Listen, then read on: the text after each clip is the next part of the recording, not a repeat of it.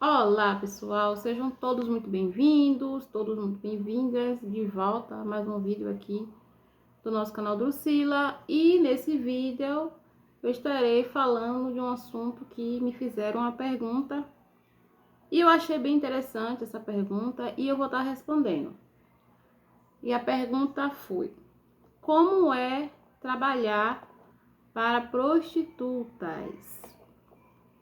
Me fizeram essa pergunta e eu achei que seria algo interessante de estar respondendo. Bom, nada demais, até mesmo porque dinheiro não tem cor, dinheiro não tem gênero, né? É a gente que é profissional, cabeleireiro, assim como outros tipos de profissionais que tem que trabalhar para todo tipo de pessoas, não tem escolha. Trabalha para qualquer um, desde que a pessoa, é óbvio, pague pelo seu serviço. Nada mais é do que uma prestação de serviço. Mas vamos lá. Elas não iam muito assim no nosso salão. Na época, eu ainda não trabalhava sozinha. Eu comecei trabalhando com uma pessoa, depois virei sócia dessa pessoa, e só depois que essa pessoa veio a falecer, que eu passei a ter o meu próprio salão. Elas eram muito discriminadas por outras clientes que tinham preconceito em sentar na mesma cadeira do cabeleireiro que elas sentavam, tinham preconceito em dividir o mesmo sofá de espera, tinham pessoas que não queriam beber água do mesmo bebedouro que elas bebiam, embora os copos fossem descartáveis, mas ainda assim tinham pessoas que tinham preconceito. E elas ouviam muito insultos, elas eram muito insultadas pelas pessoas. E assim, quando tiravam todas para irem ao salão, enchiam. Eram cerca de 12, 15, às vezes até 18 mulheres para a gente atender.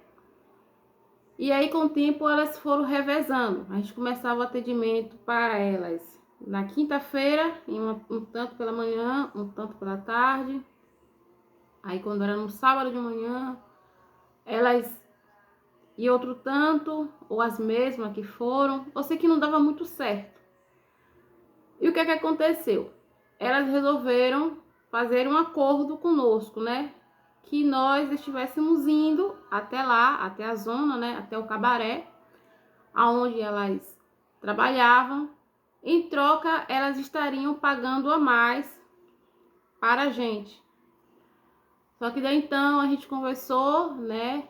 Eu e o meu amigo, né? Amigo e sócio, e decidimos não aceitar, né, o valor a mais, a quantia a mais que elas tinham nos oferecer, uma vez que elas tinham nos dado a preferência. Haviam outros cabeleireiros, outros salões, mas no entanto, no meio de tantos outros, elas deram preferência ao nosso trabalho. E era assim, nós tínhamos que chegar no salão, lá no caso, no salão delas, né, no salão do cabaré lá delas, no máximo até 2 da tarde. Às vezes mais cedo, 1 hora da tarde, a gente chegava lá, porque eram muitas meninas, então a gente tinha que dar conta. Então a gente começava o atendimento no salão cedo, 6 horas da manhã, já tava batendo escova. E isso era comum. Tinha muitas mulheres que antes de sair para o trabalho, na segunda-feira, que optavam em não estar fazendo cabelo durante o final de semana, que o salão estava sempre cheio, corrido, faziam cedo. E eu batia a escova, 6 horas da manhã eu tava batendo escova. 6, 7 horas, já cheguei a bater escova 4h30 da manhã. E assim, gente, diferencial das outras clientes, não. Tinham aquelas que eram mais extravagantes, que gostavam de gastar mais. Tinham outras que nem tanto, né? Gastavam menos. Mas uma coisa todas tinham em comum, que era sempre andarem bonitas, que no caso eram unhas feitas, cabelos feitos, sobrancelhas, né, maquiagem, muito bem vestidas, muito bem calçadas. muito cheirosas, todas elas tinham, né, essas características. Por quê? Porque, segundo elas, muitos dos clientes se aqueixavam que em casa suas mulheres não se cuidavam, né? Eram mulheres relaxadas, que não faziam uma unha, não faziam um cabelo, não cuidavam da pele, não se vestiam, estavam gordas, relaxadas.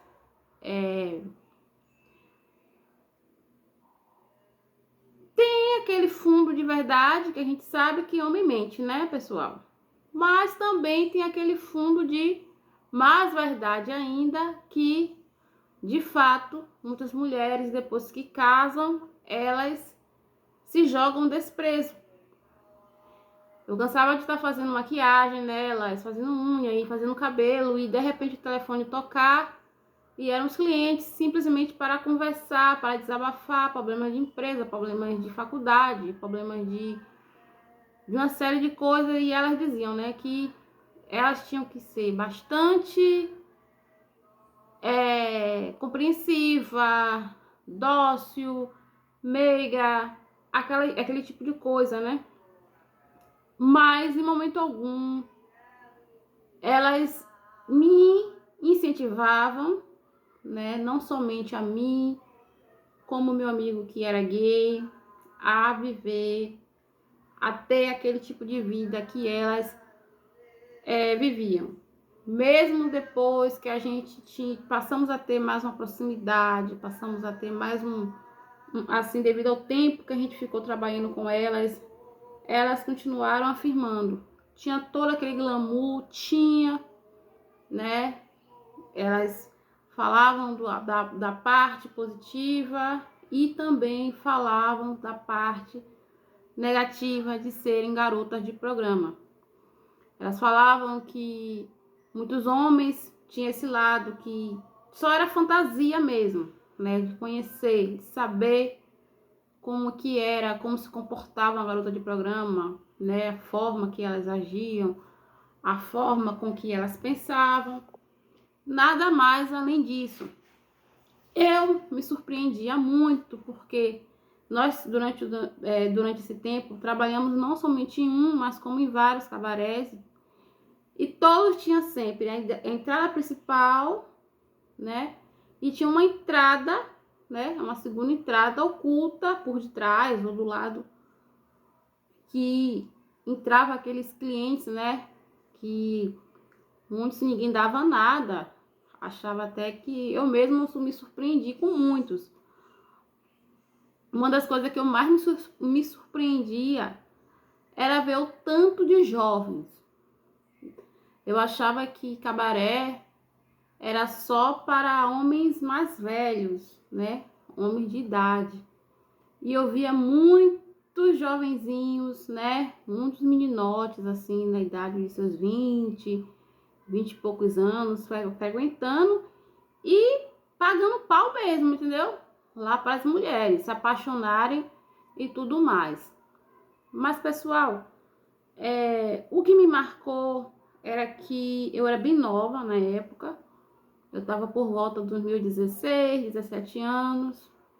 Eu lembro que meu primeiro jogo de estojo, de pintura, foram elas que me deram. Eu lembro que, não sei se você se recorda, quem se recordar, coloca aqui abaixo nos comentários, que era um estojo que vinha com a capinha de veludo por dentro, sobre a maquiagem. Vinha um plásticozinho e em cima daquele plástico vinha uma capinha de veludo. E eram meninas do interior do estado, meninas de outros estados, tinha paranaense, tinha aquelas meninas de lá da terra do Calypso, né, que eu achava umas mulheres lindíssimas, que são descendentes de índio, né, indígenas. Lá tinha mulheres de todo lugar, pessoal, todas as partes, né? Se via mesmo que eram mulheres que vinham de longe, que muitas delas falavam que elas não se prostituíam, obviamente, nem em suas cidades e nem em seus estados. Elas preferiam ir para lugares mais longe possível, mais longínquos possível, para não serem descobertas.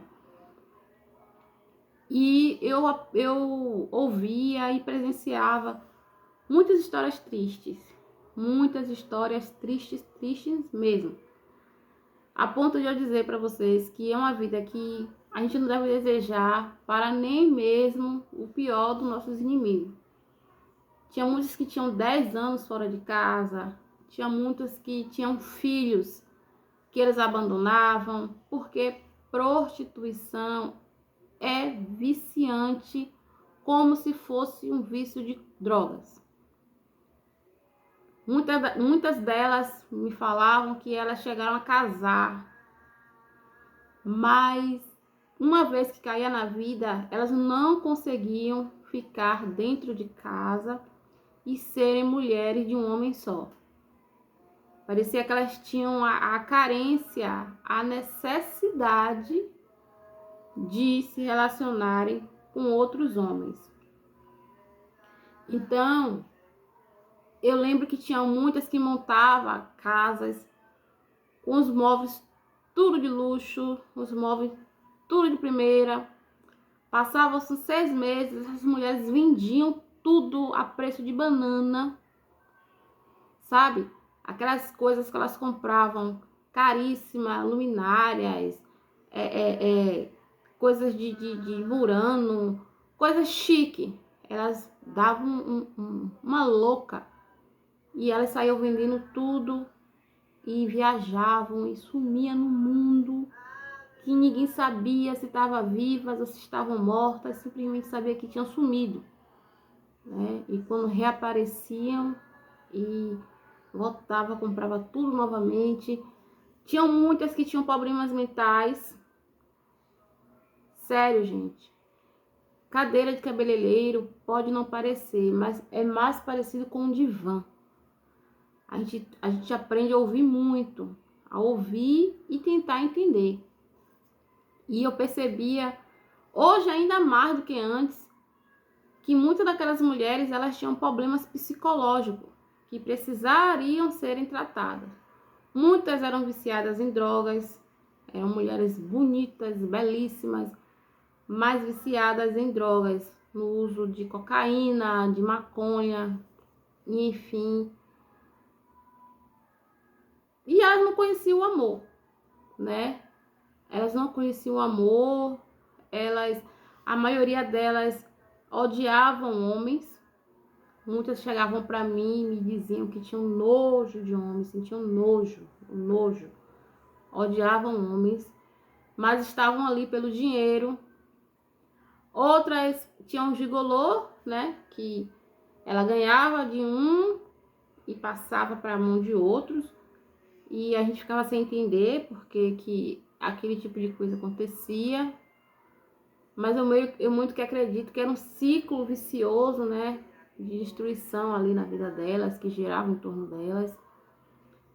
E é isso, pessoal. Eu não tenho nada de especial para falar dessas mulheres, não. Eram mulheres sofredoras, que precisariam mais de Deus, né, para poder se libertarem, sair daquela vida.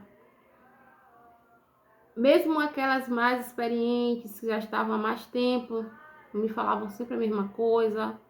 Olha, Drusila, não vai por este caminho não é um caminho que vai levar você à felicidade. Você pode adquirir muito bem financeiro, como de fato muitas delas tinham, boa conta poupança, bons carros, se hospedavam em bons hotéis, mas dentro do seu íntimo, né, elas se sentiam um lixo.